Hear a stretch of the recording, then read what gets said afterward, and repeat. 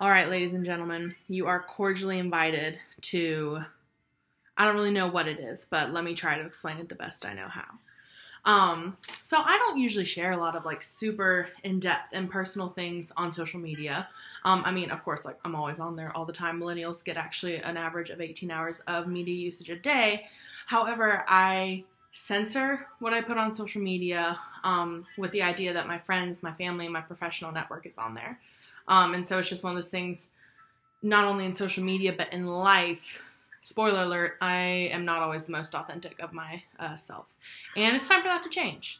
I've gone through a lot of stuff this year that's helped me to realize that the one thing that is holding me back from being my best version of myself in my mind is that I am not always authentic. One of the things that I've recently realized I struggle the most with is when I go home, I'm a different person, but also when I'm in higher education, at a college setting, in my job, or whether it was undergrad, I have a different version of myself. I mean, they're both real versions of myself, but there should be no reason for me to have multiple versions of myself depending on who I'm with. I should feel comfortable enough to be authentic with people. And long story short, how it got to this is I have never loved anything enough to get a tattoo on my body, but I've always wanted one. And based off of the journey that I've gone through because of all of the self-discovery and self-exploration in my grad program, I'm finally ready. And I finally found something recently that spoke to me. And it's this quote called "Be fearlessly authentic." I mean, it's not called that. It says, "Be fearlessly authentic." And it spoke to me. And I've never seen anything, no symbol, no quote before that's ever made me go, oh yes, that's going on my body somewhere.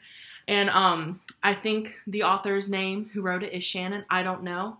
Found it on Google. I'm going to be honest with you guys here. Step one, being authentic. I searched it on Google. And I don't care if that makes me basic or just like, oh, she put no thought. But I'll tell you what, I put a lot of thought into this. And I've decided I don't know what it's going to look like. It may be a quote. It may be something that I have someone help me design. But it's going to relate around being fearlessly authentic. Because it's time and I'm tired of having to be with one person and be one way and be with another person and be another way. And so I would like to invite you because I think before I get this tattoo that I have to be authentic and I need to share certain things with you people. So you are invited on my journey and I decided to vlog. Ooh, looky there, trying out new technology. I'm going to vlog every day until I get this tattoo. And I'm just gonna reveal something about myself, maybe that I don't reveal with everyone. And it scares me because some of the things that I want to gear myself up to share, I know how certain people will react, but I just don't feel comfortable getting something on my body that I don't live out. So in the next month or so, I am going to be fearlessly authentic. And I invite you to watch me on this journey. I invite you to partake in this journey with me. So, my goal is to be fearlessly authentic because that's when I'm my best self and I'm ready to be my best self. So if you want to follow along with me or you want to share with me, I would love to hear it. So I'm not alone in getting deep and personal on social media, which makes me super uncomfortable, you guys. But I'm going to do it because I want a tattoo and this spoke to me in no other way anything else ever has. And I am tired, like I said, of not being my most authentic self. So let's think today, what can I share with you today? Most authentic self.